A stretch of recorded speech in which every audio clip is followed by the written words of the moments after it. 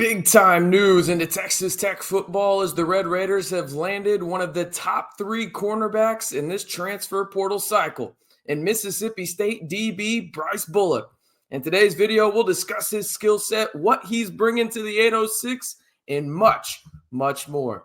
Hey, how's it going, everybody? It's RC Maxfield here for the Back to 12 podcast. And listen, if you're excited about Mississippi State corner Brice Pollock committing to the Scarlet and Black, I just need you to do one thing for me real quick. Like the damn video. This is a true game changer in the secondary for Texas Tech. This is one of those guys where if you go to On3, if you go to 247 Sports, and I get it, rankings aren't everything, right? Production over potential, as Joey McGuire would say.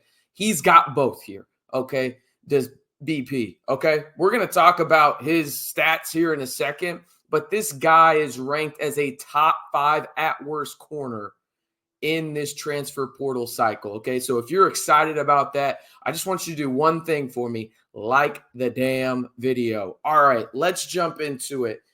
We knew he was on campus. He had gone to Michigan State. He had told the On3 beat writer for the Michigan State Spartans that he would be going to the 806 for an official visit. It's a busy one for Texas Tech. So far, so good. And you've really improved your secondary, a need for the Red Raiders, if we're being honest. If you just watched really one series of Texas Tech football defensively in 2024, you knew that arguably the biggest need outside of the defensive line was the secondary. And I could make the argument that it is the actual secondary that's the biggest need. And they have addressed that and then some so far. And this guy right here, BP, he's the winner in terms of this, in terms of the best player the Red Raiders have landed in this portal cycle, in my opinion. And that's including a guy in Hunter Zambrano that is, he's described as the best offensive tackle in this portal cycle. So there's a lot going on here, but let's get to the stats and the measurables for Brice Pollock. He got a 6'1", 190 corner. He had 48 total tackles, 1 interception, 1 forced fumble, and he broke up 7 passes in 2024. He is a long corner who is not afraid to be on an island. Will come in right away and be the best member of your secondary for the Red Raiders. This is not a debate. He will come in and be that guy from the jump, okay? You can feel confident him guarding the best wide receiver on the opposing team, and I feel confident depending on who that wide receiver is and the health of Brice Pollock given that week, right? He can do it one-on-one in terms of just, hey, that's you. Let's worry about everything else. He's that type of player. I mentioned he did visit Michigan State. There were multiple other schools in the mix here, including Ole Miss, Kentucky, Colorado, the aforementioned Michigan State, and a plethora of others. He was on campus starting today, and you're listening to this late Friday, December 13th, and this is a game changer to the secondary for the Red Raiders. He is currently ranked as the 5th corner and 25th overall player in the class of, this portal cycle. I shouldn't say the class of, just this portal cycle. If you can't tell, I'm pretty excited about this one. This is one of those deals where there's a lot to do on the defensive side of the football for the Red Raiders. But again, if you watch Texas Tech play in 2024, you knew that they had to go address the secondary, and they've done so at a pretty high level, in at least my estimations, right? You think about it, you go out and you land in North Dakota State safety who's 6'4", 220, had 8 interceptions the last year that he played there in 2023 for the Bison. Then you go out and you land a guy in Dante Balfour from UNC Charlotte that had 11 pass breakups last year. And then now you come in and you add a guy in Brice Pollock. The thing is, overall, right, when you look at those 3 guys that we have mentioned, and I don't know if Texas Tech is done in the secondary. I think they could add another guy or two. But when you look at those 3 guys respectfully, right, respectively, I should say, they're all 6'1" or taller, right? You got a 6'4" safety, you got a 6'2" corner in Balfour, and now you've got a 6'1" corner in Pollock, right? That's what Texas Tech needs, right, in this really new era of college football. You need longer, rangier guys that you can feel good about on the outside and coming down into the box and making sure that they can wrap up and be sure tacklers.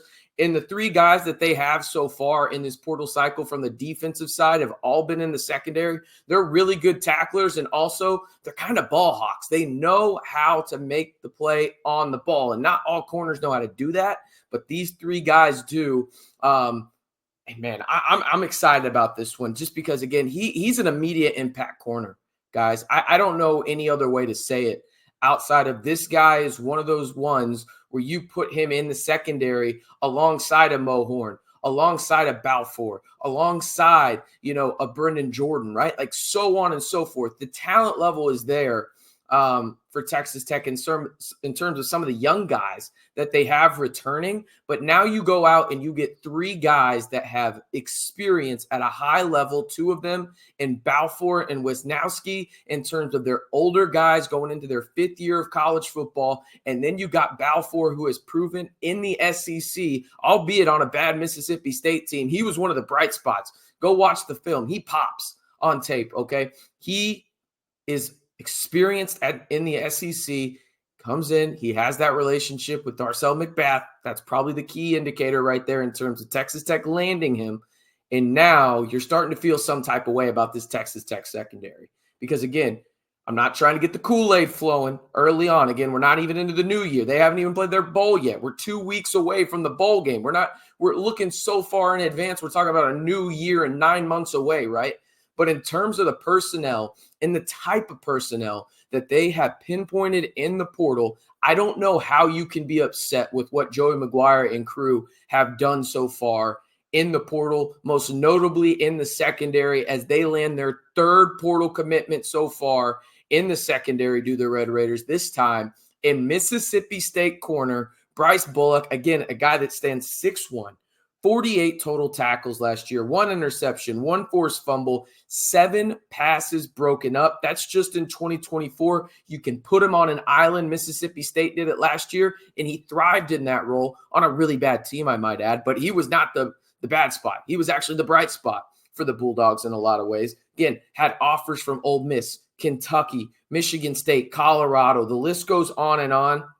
He was on campus today. Not a lot of people were discussing it. I actually had it in the prior video here on the channel that he was on campus today.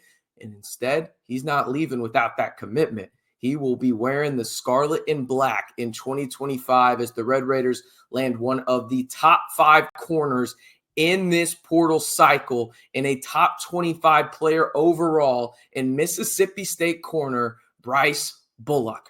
Hell of a job by Joey McGuire. Hell of a job by James Blanchard. Hell of a job by Bryant Nance. And shout out to Cody Campbell, too, because I'm sure there's some money involved in this one. We appreciate you, CC. But that's going to do it. One more time, if you are excited about the Red Raiders landing a truly game-changing corner in the portal in Mississippi State corner, Brice Pollock, all I'm going to ask you to do is one thing. Like the damn video. And listen, there's no other YouTube channel giving you instant reaction like this. So I know I said I was only going to ask you to like the video. You might as well subscribe while you're down there too, to join the largest group of Texas Tech fans on YouTube. And the best part about this channel, it's 100% free. So in order to join the Back to 12 squad, you really only got to do 3 things. Like the video, hit that subscribe button, and turn on that notification bell.